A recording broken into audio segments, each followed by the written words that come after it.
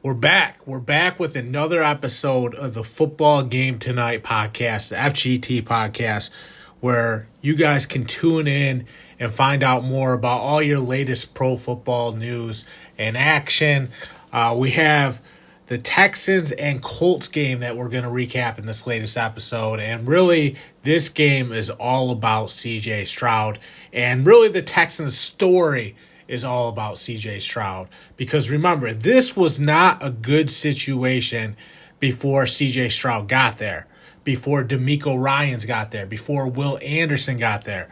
It's safe to say that the expectations for the Texans coming into this season was not very high, but CJ Stroud changed all of that, and he's made a real case to be the offensive rookie of the year just because he stepped up and delivered everything that, the Texans could have hoped for. He looks the part when it comes to, being a franchise quarterback, someone that this team is going to be able to build around for years to come, just because, the arm strength and the throws and really the ability that's been on display when it comes to CJ Stroud. You look at that first play in that game, goes deep, or the first offensive play for the Texans in that game, goes deep to Nico Collins. A great throw by CJ Stroud instantly energizes that Texans team.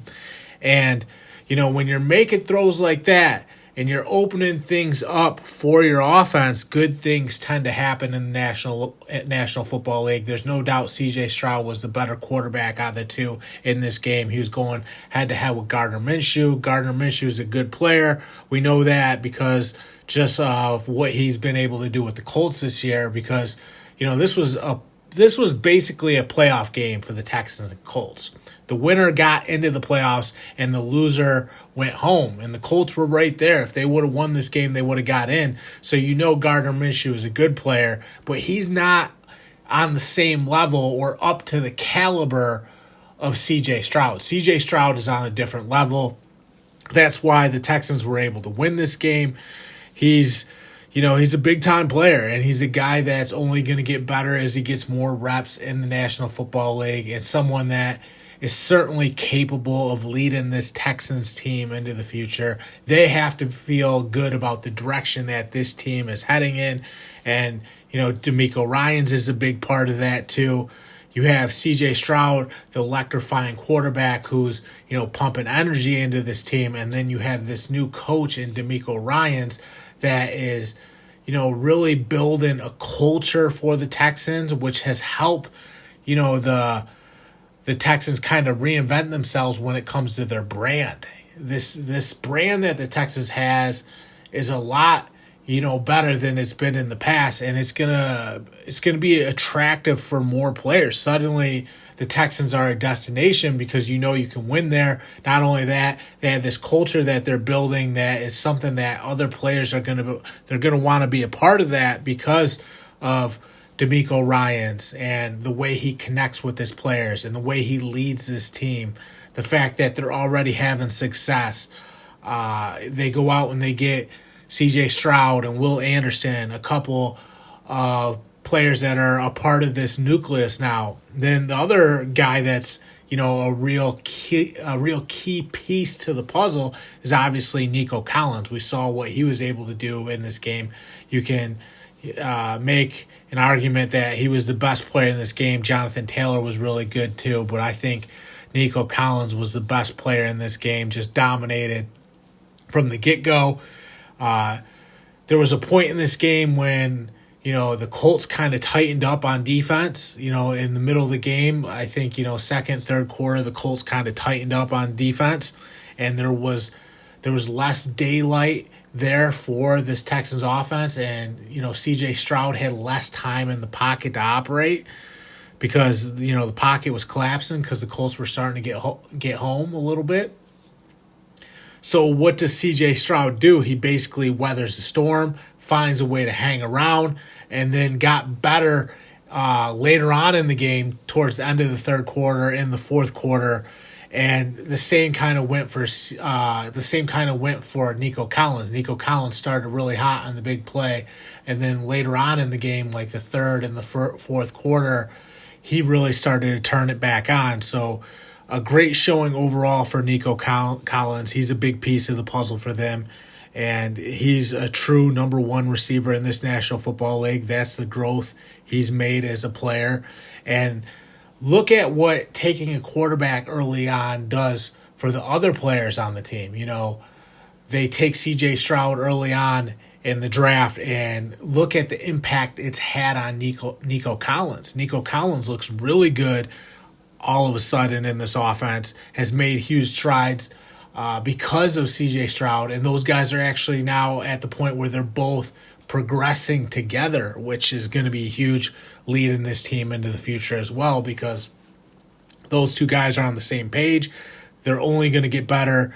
And then late in the game, when they had to go win the game, those two guys made some nice plays. You know, I think about the deep comeback route that was, I think it was near the right sideline that C.J. Stroud kind of, just made a play on, made a nice throw, got it out there, heaved it out to Nico Collins. It was like a comeback route, I think, and Nico Collins was able to make the catch. And then they had a nice deep pass right down the middle of the field that set up the Devin Singletary touchdown. So that was great work by C.J. Stroud and Nico Collins to get this team down near the goal line, so Devin Singletary was able to do the rest. That was a big drive for C.J. Stroud and Nico Collins. Those guys, they're looking really good right now. And, when they keep adding pieces to the puzzle, more players that they get in the draft that kind of align with their vision. Not only that, the free agents who all of a sudden think to themselves, hey, if I sign with the Texans, we can win. So the chances of landing free agents once, free agency opens up improves drastically, because now guys know they can win if they go play with C.J. Stroud and play for DeMeco Ryans. Not only that, the culture and the improving of the brand, entices more players to join the team. So everything is looking really good for the Texans. They're going to go to the playoffs. C.J. Stroud, not only hits the ground running as a rookie, puts himself in the conversation for Offensive Rookie of the Year. Not only that, punches the ticket for the Texans when it comes to making the playoffs in year one, which significantly sets up the DeMeco Ryans and C.J. Stroud era with the Texans. And then you look in the rear view a little bit. When, Bill O'Brien was the coach of this team. And Bill O'Brien actually had a lot of success. This team went to the playoffs quite a bit. They had a lot of success in the AFC South. They actually took the Chiefs down to the wire. I think it was in 2020, played them real tough in the playoffs. So this team wasn't a slouch under Bill O'Brien. Bill O'Brien actually had a lot of success, but you look at the way it ended when they traded DeAndre Hopkins to the Arizona Cardinals and didn't get nearly enough back for him. It was a bad trade for the Texans. You think back at, when the players were kind of starting to revolt against Bill O'Brien just because he had irritated them so much with some of the decisions he made and kind of, pushed DeAndre Hopkins out the door. That didn't sit well with the rest of those players in the team. So based off, where this team's headed and their trajectory that they have now under DeMeco Ryans and C.J. Stroud, even though the Texans were very successful with Bill O'Brien, I actually think their trajectory is higher now, because I trust the general that they have in DeMeco Ryans more than Bill O'Brien. Yeah, Bill O'Brien won the division and would go to the playoffs, but I actually think they're going to be closer to actually winning a Super Bowl under DeMeco Ryans, just because he is going to be able to connect with his players, just because they do respect him so much in that locker room. And I think he's just won everybody over with how he handles himself. I think the mistakes that Bill O'Brien made, DeMeco Ryans isn't going to make. He's going to understand and have a pulse on the situation a little better. Remember, Bill O'Brien had the Patriot way in him a little bit. He would kind of just do things his own way, and if you don't like it, tough luck. And, players don't respond to that approach as well in today's era. I think DeMeco Ryans is going to treat you a little bit more like a human being, more than a cog in the system. Like, the Patriots are always next man up. It's more about the team over the player more. I don't think players really buy into that as much. And I think DeMeco Ryans, like I said, is going to treat every individual with respect a little bit more than Bill O'Brien did. And I think that's ultimately going to, with this current era players, I think if you get it right, where you build the right culture and you're a winning team and you respect the players at an individual level for their own uniqueness and their own personalities, and you care about their families and things like that, I think that can actually go a little bit further. So, yeah, I think the general in DeMeco Ryans is going to be better than Bill O'Brien, despite all the success that Bill O'Brien did have with this Texas team, because you can't just strip Bill O'Brien of all the success that he had with the Texans. He was very successful. That team was on top of the division. They were always going to playoffs. Like I said, played the Chiefs really tough. So they were actually in a pretty good state with Bill O'Brien. At the end, it just all unraveled. DeAndre Hopkins basically walking out of practice, upset with the ownership, upset with Bill O'Brien, gets traded for a bag of chips. That was a bad move on behalf of the Texans. They didn't get nearly enough back for DeAndre Hopkins, and then the whole thing kind of collapsed. I don't see that happening with DeMeco Ryans. I think C.J. Stroud proved that he can carry the torch for an NFL franchise in year one, and I think if he's so ahead of the curve already as a rookie, when they start getting more playmakers in here outside of Nico Collins, Dalton Schultz had a few nice catches in this game as well. Clearly, he's a piece of the puzzle. But when they start really filling in the other pieces, it's going to be really good for C.J. Stroud and the Texans. So they're definitely looking good. And then the other part why I think DeMeco Ryans is going to be better than Bill O'Brien is, remember, he had a lot of success as a player in the National Football League, so he knows what it takes to be successful at this level. Clearly, that has shown in his approach to the game as a head coach. Clearly, he's setting the tone, and clearly the team is disciplined and getting better and trending in the right direction. So everything seems to be lining up for this Texans team. The stars are definitely aligning. CJ Stroud is the guy that can, make all the throws for this Texans team. And really, I think, they're going to be a live by the gun, die by the gun team on the offensive side of the ball, and just put it all on CJ Stroud and let him do his thing with Nico Collins. Clearly, those guys are showing that they're capable of getting it done.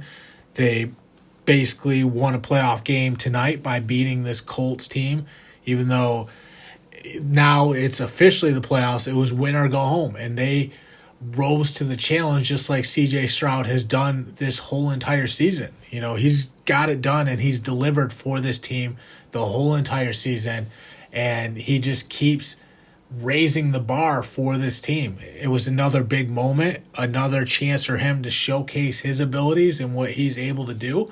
And what do you know? The guy who's stepped up the whole entire season does it again during crunch time against a Colts team that was pretty good and pretty well prepared, a team that easily could have won this game and punched their ticket to the playoffs.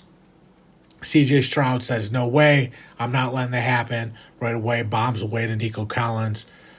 Later on in the game, gets some throws to Dalton Schultz, starts working Nico Collins on the comeback down the sideline, deep throw down the middle of the field to Nico Collins, which sets up, like I said, the Devin Singletary touchdown. No doubt about it, C.J. Stroud was the better quarterback in the game. He was the better quarterback. Minshew's a good player. Stepped up this year, really did a good job stepping in for Anthony Richardson. But, he's not C.J. Stroud. He's not. And C.J. Stroud can make throws that Gardner Minshew can't. I thought Minshew did a good job of this game of kind of breaking down what the defense is doing and knowing where to go with the football, but it was mainly 10 yards and under.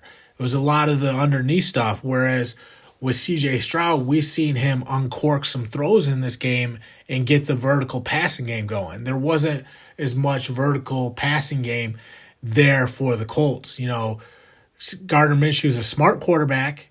Like I said, he can find the holes in the defense, but what makes quarterbacks great in the NFL is they have to be able to use their arm strength to stretch the field vertically and generate some big play offense. And that was the difference in this game between C.J. Stroud and Gardner Minshew. C.J. Stroud hit Nico Collins deep multiple times.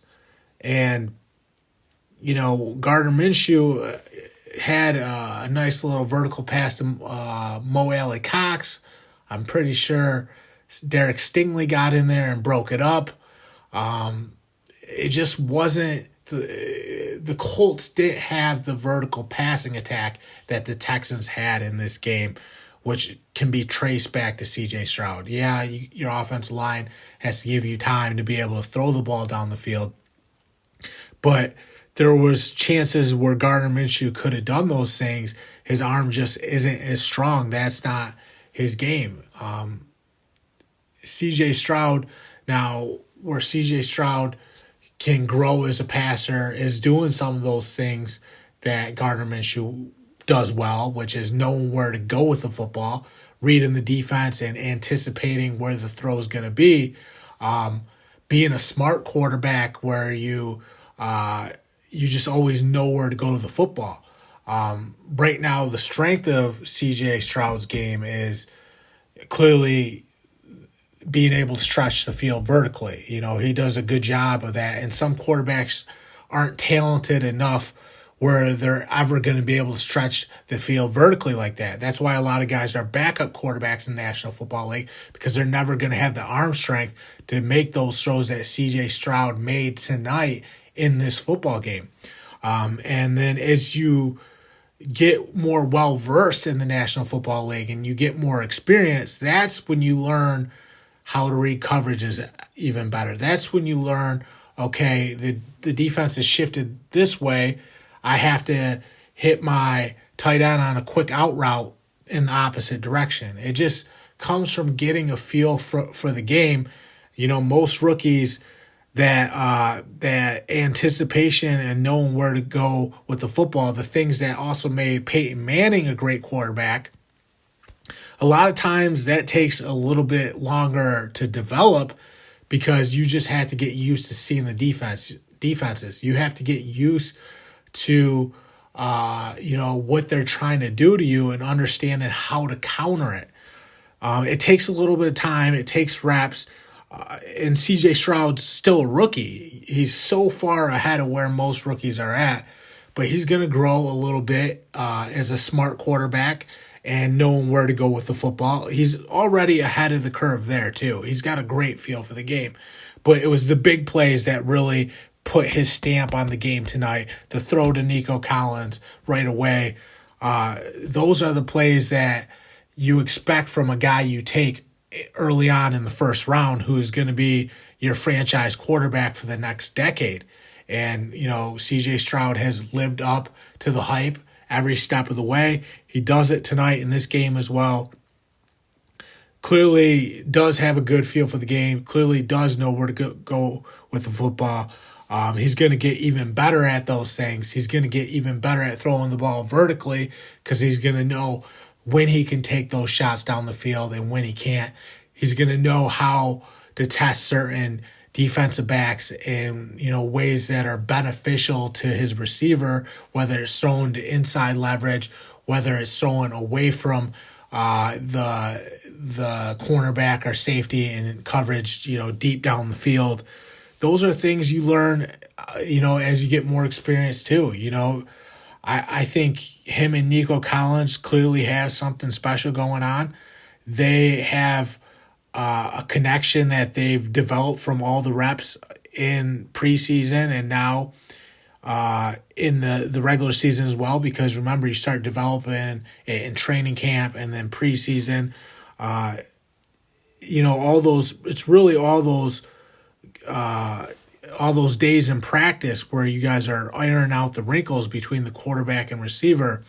You do that in training camp, during all those practices during the preseason, and now throughout all these games, now with it just being week 18, by now you guys have figured everything out. I know it's only year one, but they've practiced so many times together that they have it figured out, and they've developed a trust and they've developed a bond in the passing game that they know can be a weapon for this Texans offense. Clearly that was on display against the Colts. And, when you think that about the fact that they're going to build on that and they're going to keep getting even better, it just shows that this Texans team has a very bright future. It just shows that, they do have a very high trajectory. They're going to have a real shot at bringing a Super Bowl back to Houston. Now, I don't think it's going to be this year. I don't think they're there yet, but they're going to keep ascending. They're going to keep getting better. They're going to keep bringing more players into the fold that align with their vision, and then they're going to get a little bit further in the playoffs. And they'll get even a little bit further in the playoffs. Then that's when we'll see them have a real shot at a Super Bowl. I don't know if they're there yet. I think they're a team that's good enough to go to the playoffs, and I think that's a huge step in the right direction, but you usually don't get it all back at once. The casual fan thinks, okay, they're in the playoffs, they got a shot to win it all. But the truth is, a lot of times these teams take bites. They take a little chunk here. Then the next year they take a little bit more of a chunk. And then that third year they go maybe to an AFC championship game, and then they win a Super Bowl, because you're still building it all up. You're still in the process of becoming a true championship contender. Are they a legitimate Super Bowl contender like we view the Chiefs, or like we right now this year, because of how successful they were, we view the Ravens? I don't know if they're that team yet. I think if the Ravens and the Texans met up, the Ravens are going to win that game. I think if the Chiefs and the Texans met up, I think the Chiefs are probably going to win that game. But they're going to keep taking chunks, and they're going to keep getting better under DeMeco Ryans. And, within 2 or 3 years, they're right there, and they're a team that can win in the AFC championship game and get to the Super Bowl and maybe win that Super Bowl. But a lot of times you don't see that team go from a team that picked so early in the draft to making the playoffs and winning it right away. It's just it's almost an unrealistic expectation, because this team was a team that struggled, and just them making the playoffs is a successful year, because they went from a losing team to a winning team to a team that actually made the playoffs. So it was a very successful year for DeMeco Ryans, CJ Stroud, Nico Collins, and the rest of those guys. But now to take that next step and be a Super Bowl winning team, you just had to keep building towards the vision. You have to bring in those free agents who now suddenly want to play for the Texans because they like the direction this team is heading.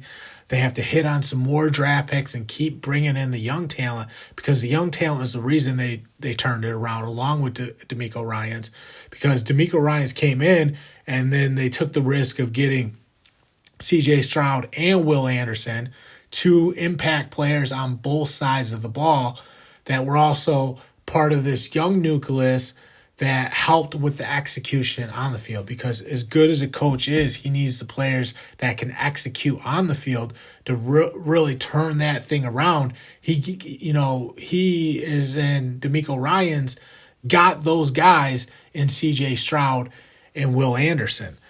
So that helps the execution on the field. And then the coach really builds the culture, which is what DeMeco Ryans has been able to do.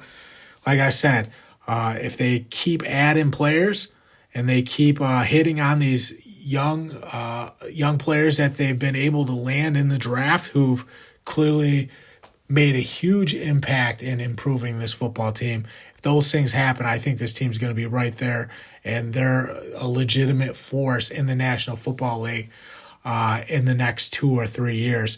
Now, maybe I'm wrong. Maybe I am wrong, and maybe they light it up and go on a legendary run, and they do have a shot to win the Super Bowl right now. This team has, defied the odds every step of the way with C.J. Stroud, with DeMeco Ryans. So who's to say they can't do it again? Now, the odds are certainly not in their favor. There's a slim chance that happens, but there's always a chance in the National Football League any given Sunday. The odds are small, but, who's to say they can't do it if they've already had this much success? Like I said, it's a long shot, but we've seen miracles happen before.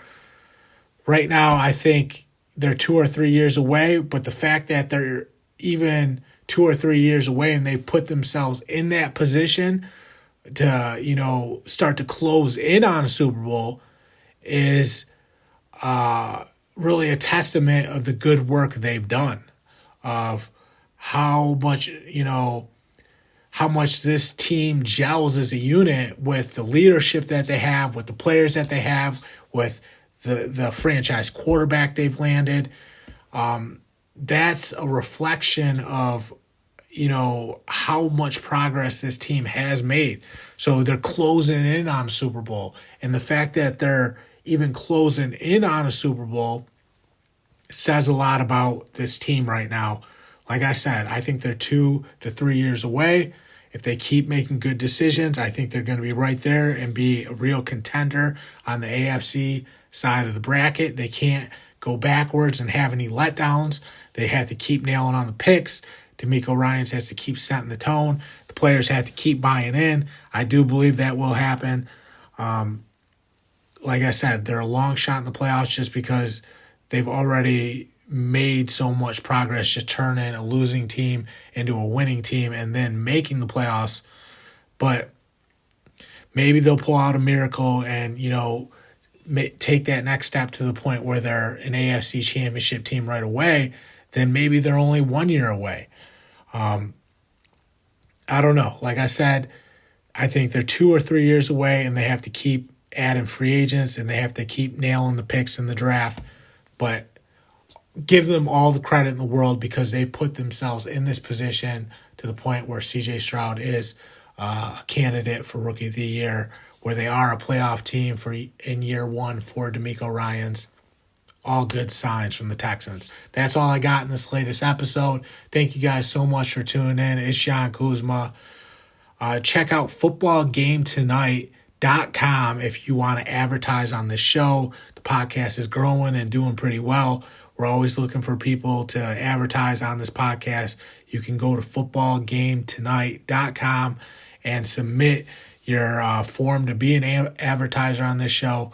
We'll get your product in front of some listeners. Thank you guys so much. I'm signing off.